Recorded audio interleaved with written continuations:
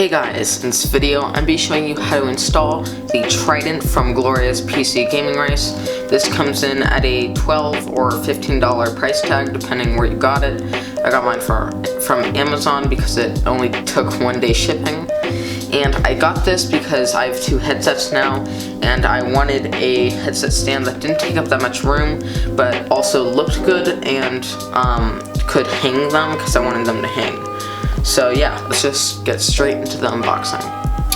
Okay, let's get into this. We're just gonna unbox this really quick.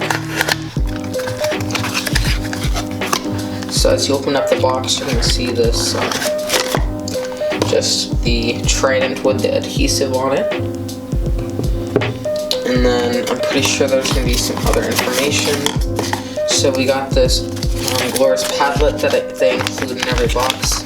It's just their other products. Nothing special there. And this is a box. I think this is a sticker. They have this Ascend sticker, which is pretty cool. I'm going to put that on my sticker bottle. But yeah, it's pretty simple. It feels like a hard plastic. It actually feels pretty good quality. It is bendable and stuff, and this has this 3M adhesive. So yeah, let's go into the installation.